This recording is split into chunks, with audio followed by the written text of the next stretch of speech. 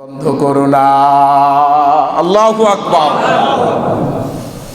এই কথা বলল যখন রাসূলুল্লাহ আবার পড়তে শুরু করলেন, তখন ওয়াল্লাযীনা কাফারু মাআহু আশিদ্দাউ আলাল কুফফারি রুহামাউ বাইনাহুম তারাহুম রুকআন সুজদান ইয়াবতাগুনা ফাদলান মিনাল্লাহি ওয়া রিদওয়ানা সীমাহুম ফি ওয়ুজুহিহিম মিন আসারিস সুজুদ যালিকা মাসালুহুম ফিত তাওরাত ওয়া মাসালুহুম ফিল ইনজিল কাযযার'ইন আখরাজা শাতআহু ফাআযারাহু فاستغلظ فاستوى على سوقه يعجب الزراع ليغيظ بهم الكفار وعد الله الذين آمنوا وعملوا الصالحات منهم مغفرة وأجرا عظيما।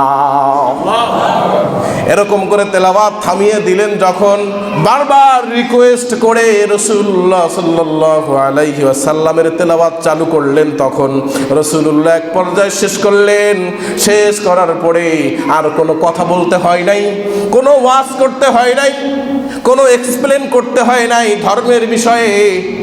সে বলছে, আমি এরকম করে আঙ্গুল তুলে বললাম, তোমার আল্লাহ তো উপরেই থাকে জানি, তোমার সৃষ্টিকর্তার কসম, কোরআনে কারীম নাজিল করেছেন যে আল্লাহ, সে আল্লাহর কসম, এটা কোনো মানুষের বানানো কিতাব হতে পারে না।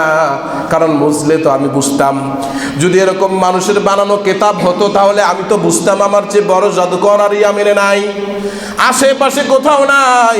আমার সম্পত্তি, আমার জীবন, আমার যা কিছু আছে সব কিছুকে কোরবানি করে দিলাম, সাথে সাথে তোমার হাতের মধ্যে আমার হাতটা লাগায়া দাও আর পড়ায়া দাও লা ইলাহা ইল্লাল্লাহু মুহাম্মাদুর রাসূলুল্লাহ বলি সাল্লাল্লাহু। এই হলো কোরআনে কারীমের মুজিজা। হযরত খাব্বাব রাদিয়াল্লাহু তাআলা আনহু একদিন হযরত ওমর রাদিয়াল্লাহু তাআলা দেখতেছেন, সহিহ বুখারী হাদিস নং 3612 নম্বর হাদিস। আপনি জানেন, আপনারা সকলেই যে আমি মোটামুটি কোরআন হাদিস থেকে তরুতাজা টাটকা হাদিসগুলি বিলানোর চেষ্টা করি। আল্লাহ যেন আমাকে আরো রিসার্চ করার তৌফিক দেয়, আমরা বলছি আমিন। সহিহ বুখারীর মধ্যে হাদিসটা আসছে, 3612 নম্বর হাদিস।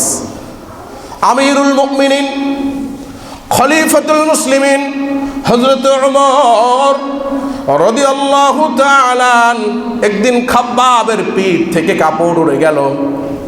দেখতেছে পিঠের মধ্যে বসন্ত রোগের মতো সাদা সাদা কিরকম জানি ফ্যাকাশে দাগ, মারাত্মক বিশ্রী দেখা যাচ্ছে।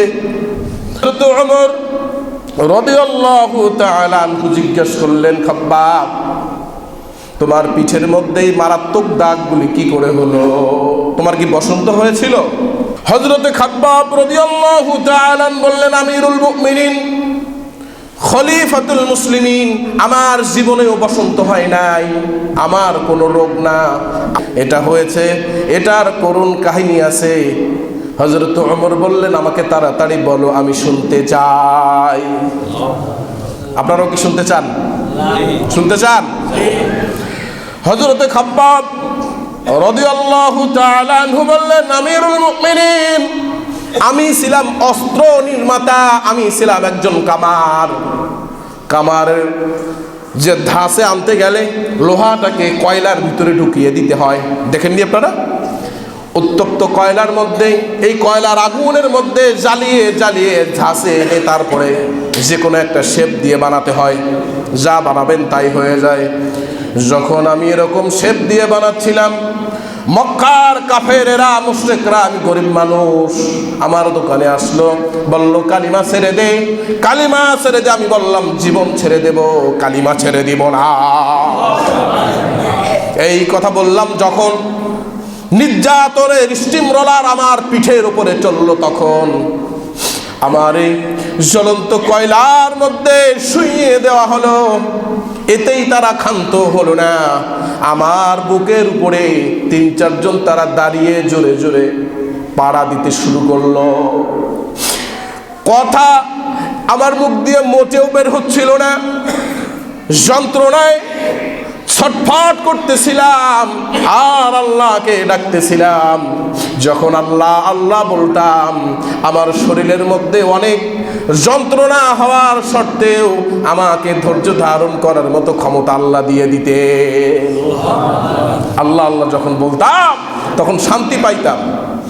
আমি উপলব্ধি করতে পারছিলাম আমার স্কিন পড়ে যাচ্ছিল, অর্থাৎ চামড়া পড়ে যাচ্ছিল, জ্বলন্ত কয়লার মধ্যে আমার গোশতগুলি পুড়ে যাচ্ছিল, জ্বলন্ত কয়লার মধ্যে আমার চর্বিগুলি পুড়ে পুড়ে গলে গলে তারপরে কয়লাগুলি নিভে গেছিল, সেই দাগ আমার পিঠে। আল্লাহু আকবার। শর্ট করে বলতেছি, হযরতে বেলাল রাদিয়াল্লাহু তাআলা, তার কাহিনী তো আরো করুন। উমাইয়া বলল কালিমা সার, উমাইয়া বলল কালিমা সার। কালিমা সারার তো দূরের কথা, এবার বেলাল বলতেছে আহাদ আহাদ আহাদ, বলেন আল্লাহু আকবার। এদিকে খেয়াল করেন, যখন আল্লাহর কথা বললো এরকম করে উমাইয়া রাগ হলো। পিঠের মধ্যে সকাল থেকে বিকাল পর্যন্ত গরম বালুর মধ্যে উল্টো করে রাখছে। শুধু তাই নয়, বড় বড় পাথর চাপা দিয়ে তার বুকের মধ্যে কষ্ট দেওয়ার জন্য রেখেছে। বেলালের জীবনী পড়লে পাওয়া যায়, হযরতে বেলাল বলেন যখন আমার পিঠের মধ্যে এরকম করে গরম বালুগুলি দিত, বুকের উপরে বড় বড় পাথরগুলি উঠিয়ে দেওয়া হতো, আমি শান্তি পাইতাম না, নিঃশ্বাস বন্ধ হয়ে যাইত। কিন্তু কি আল্লাহর কুদরত, যখন আল্লাহর নাম বলতাম তখন আমার পুরো শরীরটা আল্লাহ পাক ঠান্ডা করে দিতে। হত্যা করলে তো শেষই হয়ে যাইতো, শহীদ হয়ে যাইতাম, কিন্তু না না, তারা হত্যা করলো না। নির্যাতনের কত প্রকার হতে পারে, কত মারাত্মক নির্যাতন হতে পারে, আমাকে নিয়ে তারা বাসের মধ্যে শুলালো, কাটা গেড়ে রোদের দিকে আমাকে তাকিয়ে এরকম করে সকাল থেকে সন্ধ্যা পর্যন্ত রাখছিল। আমি মাঝে মাঝে বেহুশ হয়ে যাই, মাঝে মাঝে হুশ আসে। আমাকে যখন তারা এরকম কষ্ট দিয়েও কালিমা থেকে বিমুখ করতে পারলো না, কালিমা ছাড়াতে পারলো না, আমি বেলাল বললাম মরে যাব কিন্তু কালিমা ছেড়ে দেব না। কি কষ্ট করে কালিমা তারা ধরে রাখছেন। আর আমরা তো বাবার সন্তান মুসলমান, আমিও মুসলমান, দাদাও মুসলমান, এই মুসলমান, কিন্তু তারা অনেক কষ্ট করে ইসলামকে আঁকড়িয়ে রাখছে। এবার বেলালকে নিয়ে আসা হলো। উমাইয়া বলল কালিমা ছেড়ে দাও, কয় না না, জীবন ছেড়ে দিব, কালিমা ছেড়ে দিব না। শরীরের লোভ আমার দাঁড়ায় গেছে কালকে যখন পড়ছি। হযরতে বেলাল রাদিয়াল্লাহু তাআলা, বুখারী শরীফের 918 নম্বর হাদিস, বাসায় গিয়ে দেখবেন বেলালের জিহ্বাটা টান দিয়ে বের করছে, বের করে গরম শিখ জিহ্বার এদিক থেকে ওদিক ঢুকাইয়া দিছে। আল্লাহু আকবার। বেলাল কাতরাইতে কাতরাইতে জমিনের মধ্যে পড়ে গেছে। ক্যান ইউ অ্যামেজিং দ্যাট, একটু চিন্তা করতে পারেন, জিহ্বার মধ্যে একটা কামড় লাগলে আমরা অস্থির হয়ে যাই। হযরতে বেলালের জিহ্বা এফর ওফর করে দিয়েছে, জিহ্বা দিয়ে জীবনেও শুদ্ধ করে আজান দিতে পারে নাই। এই ঘটনা রাসূলুল্লাহ শুনলেন যখন, আবু বকরকে যথেষ্ট পরিমাণে টাকা দিয়ে পাঠিয়ে দিলেন, তখন আমার বেলালকে নিয়ে আসো। আল্লাহু আকবার। বেলাল যখন চলে আসলো রাসূলুল্লাহর দরবারে, বেলালের মর্যাদা বাড়িয়ে দিলেন একজন, তিনি কে? রাসূলের কদম মুবারকে যখন আসলো, বেলাল বুকের মধ্যে নিল, কপালে চুমু খাইলো, ঠোঁটটা ফেটে গেছে, জিহ্বাটা ফাটা, জিহ্বার মাঝ দিয়ে ফুটো করে দিয়েছে। এই বেলালকে রাসূলুল্লাহ ললাটে চুমু খেলেন, কপালে চুমু খেলেন, বেলালকে জড়িয়ে ধরে বললেন, আল্লাহ আমার বেলালকে তুমি আমার কাছাকাছি রাখো। আল্লাহ কবুল করে নিলেন।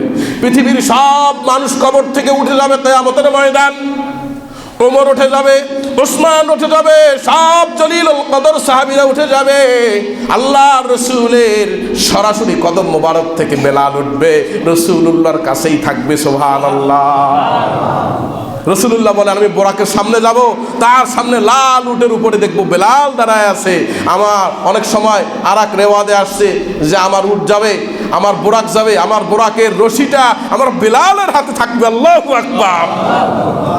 এবার বেলাল রাদিয়াল্লাহু তাআলা আনকে বুকে জড়িয়ে বললেন, জীবনে আজান তো দিতে পারো নাই কোনোদিন, সারা জীবন কষ্ট করছো, মায়ের খাইতে খাইতে জীবন শেষ হয়ে গেছে। এক মহিলার বড় ছাদ ছিল, কাবা শরীফ এরকম ছিল না। তখনকার সময় কাবা শরীফের উপরে উঠে আজান দেওয়া শুরু করলেন, আল্লাহু আকবার, আল্লাহু আকবার, আল্লাহু আকবার। আজানের ধ্বনি মানুষের কাছে এমন পছন্দ হলো, কিন্তু কাফের মুশরিকরা বলল মুহাম্মদ মূর্খ, নাউযুবিল্লাহ। এজন্য মূর্খ একজনকে দিছে, আশহাদু বলতে পাইতো না, আশহাদু বলতে না পেরে আশহাদু বলতো, জিহ্বার মধ্যে ফুটা ছিল। রাসূলুল্লাহ সংক্ষেপ করে দিচ্ছি 2 মিনিটের মধ্যে। রাসূলুল্লাহ সাল্লাল্লাহু আলাইহি ওয়াসাল্লাম এত বড় একটা দায়িত্ব দিলেন বেলালকে। রাসূলুল্লাহ সাল্লাল্লাহু আলাইহি ওয়াসাল্লাম ইন্তিকাল করলেন। অন্যান্য সাহাবীরাও কাতর হয়ে গেল, বেশি কাতর হয়ে গেল বেলাল।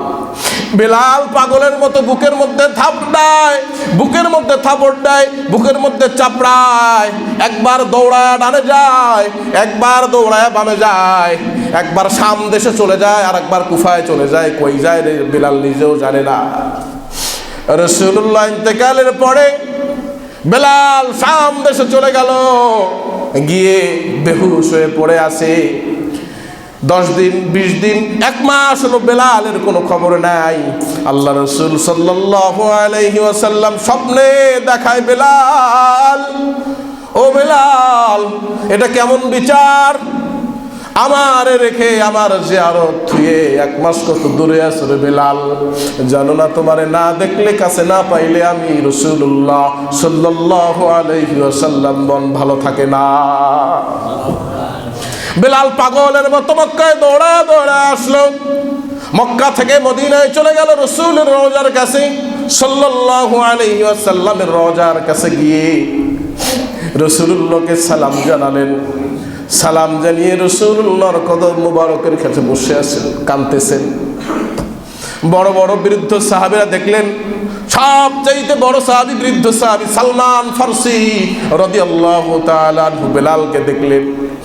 দেখে হাউ মাউ করে চিল্লাচিল্লি শুরু করলেন, এই মদিনার মুসলমানেরা কইরা, তোমরা কই আছো? তাড়াতাড়ি বাইর হও, নবীর মুয়াজ্জিন আসছে, নবীর মুয়াজ্জিন। আল্লাহু আকবার। সবাই বলল, বেলাল আজান দাও। ও বেলাল, এত নিষ্ঠুর কেমনে হইলা রে বেলাল? আজান না দিয়া কই গেছো? তোমার আজান শুনলে মনে হয় ওটা শান্তি পায়। সব সাহাবী অনুরোধ করলেন, না না, বেলাল আজান দেয় না। বেলাল বলে, আমি যদি আজান দেই আমার রাসূল কি ফিরে আসবে? সবাই কান্নার রোল পড়ে গেল। বাবুস সালাম 7 নম্বর গেটের সাথেই রাসূলুল্লাহ সাল্লাল্লাহু আলাইহি ওয়াসাল্লামের কলিজার 2 টুকরা হাসান এবং হুসাইনের ঘর, ফাতেমার ঘর। দৌড়ায় গেল সাহাবীরা হাসান হোসেন দেখতে। আল্লাহর রাসূলের চেহারা পাইছেন সুন্দর, ওরকমই দেখা যায়। রাসূলের চেহারা পাইছিলেন 2 জনে। রাসূলের আবায়ব আকৃতি হাসান আর হোসেনের মধ্যে পাওয়া যায়। যখন দেখলেন, দেখার পরে হাসান হোসেন দৌড়া আসলো। দৌড়ে আসার পর বলল, নবীর মুয়াজ্জিন, ও বেলাল, নবীর মুয়াজ্জিন, এতদিন কোথায় ছিলা? তোমার আজান আমরা শুনতে পাই নাই। বেলাল পাগলের মতো দৌড়ায় এসে একবার হাসানের বুকের মধ্যে চুমু দেয়, একবার কপালে চুমু দেয়, একবার হোসাইনের বুকের মধ্যে চুমু দেয়, কপালের মধ্যে চুমু দেয়। এবার হাসান আর হোসেন যখন অনুরোধ করেছে, আর তো অনুরোধ ফালানো যায় না। বেলাল আজান দেওয়া শুরু করলো, আল্লাহু আকবার, আল্লাহু আল্লাহু আকবার।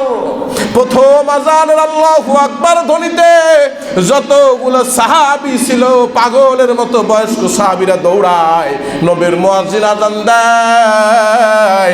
হায়রে নবীর মুয়াজ্জিন ফিরে এসছে, আবার নবী বুঝে আবার ফিরে আইছে। আল্লাহু আকবার। দ্বিতীয়বার বলে আশহাদু আল্লা ইলাহা ইল্লাল্লাহ, আশহাদু আল্লা ইলাহা ইল্লাল্লাহ বলার সাথে সাথে সব সাহাবীরা, বাচ্চারা, মহিলাও দৌড় দিয়া বলে যে চলো রে চলো, নবীর মুয়াজ্জিন আযান দেয়, নবী বুঝি ফিরে আইছে। তৃতীয়বার যখন আশহাদু আন্না মুহাম্মাদুর রাসূলুল্লাহ বলে, সবাই একত্রিত হয়ে দেখে নবীর মুয়াজ্জিন আযান দেয়, কিন্তু নবী নাই, নবীরে তো দেখা যায় না। হুজুর কই? হুজুর নাই। বেলাল আযান বন্ধ করে ঠাস করে অজ্ঞান হয়ে পড়ে গেছে। কিছুক্ষণ পরে যখন জ্ঞান ফিরল, রাসূলুল্লাহর রওজায় হযরতে বেলাল মাথা ঠুকতে ঠুকতে বলে, ইয়া রাসূলুল্লাহ, ইয়া হাবিবাল্লাহ, আপনি আমাকে মাফ করবেন, আপনি যেই মদিনায় নাই জীবিত, আমি এই মদিনায় থাকতে পারবো না। বেলালের জীবনীতে পাওয়া যায় বেলাল আর স্থির থাকতে পারে নাই, আবু বকর ডাক দিয়ে বুকে জড়ায় নাই, অন্যান্য বড় বড় সাহাবীরা ডাক দিয়ে বুকে জড়ায় নাই, বলে ও বেলাল, নবীকে শুধু তুমিই ভালোবাসো, তুমি কি একাই নবীর হারাইছো? ও বেলাল, আমরাও তো আমাদের কলিজুর টুকরা নবীর হারাই ফেলাইছি। বেলাল বলে, তোমাদের হারানো আর আমার হারানো এক না, আমার দুনিয়ার জাহান্নাম থেকে উদ্ধার করছে আমার হাবিব। তোমরা তো এরকম দুনিয়ার জাহান্নামে ছিল না, তোমাদের জিহ্বা ফুটা করা হয় নাই, চামড়া ফাটানো হয় নাই, তোমাদেরকে উত্তপ্ত বালুর মধ্যে রাখা হয় নাই। আমার এই হাবিব, আমি যখন সালাম দিতাম, আমি যখন আজান দিতাম, আমি 5 ওয়াক্ত রাসূলুল্লাহর পিছনে নামাজ পড়ছি গো। আমি রসুলকে সামনে দেখতে না পাইলে তোমরা আমার ভিতরের অবস্থা জানো না, আমার কলিজা ফাইটা আমি মারা যাব। বেলালের জীবনে আসছে বিলাল বিলাপ করতে করতে রসুলের বেদনায় শোক সহ্য করতে না পেরে কলিজা ফেটেই মারা গেছে। আল্লাহু আকবার। ইসলাম অনেক কষ্ট করে আসছে। আমরা তো দাদার পক্ষ থেকে পেয়েছি, বাবার পক্ষ থেকে পেয়েছি, রেডিমেড ইসলাম পেয়েছি, প্যাকেজ। কিন্তু তারা প্যাকেজ পায় নাই, অনেক কষ্ট করে ইসলাম আসছে। আর এই ইসলাম ধ্বংস করার জন্য কিছু এজেন্ট ঢুকে গেছে। আল্লাহ পাক রব্বুল আলামিন যেন এই এজেন্টই যারা আসছে তাদেরকে শনাক্ত করে মুসলিম উম্মার চোখের সামনে আমাদের ক্লিন করে দেয়, আমরা যেন তাদেরকে চিনতে পারি। বলি আমিন। সবাই চৌকস থাকবো তো ইনশাআল্লাহ। আমার খুব মনে চায় বেশি বেশি করে আপনাদেরকে তাফসীর শোনাই, তো আপনারা 12:30টায় আসেন না। অনেক দিন থেকে বলতেছি, আল্লাহর রস্তে শুক্রবারে আপনার যখনই আজান হয়ে যায়, আপনি বিশ্বাস করেন আপনার হালাল কাজটাও হারাম হয়ে যায়। মসজিদে আসা তখন ফরজ। সূরাতুল জুমার মধ্যে আসছে, ইয়া আইয়ুহাল্লাযীনা আমানু ইযা নুদিয়া লিস-সালাত। মাঝে মাঝে আমরা কালেকশন করে নিই আর কথা শুনি। তো আমরা আজানের সাথে সাথে ইনশাআল্লাহ চলে আসবো তো।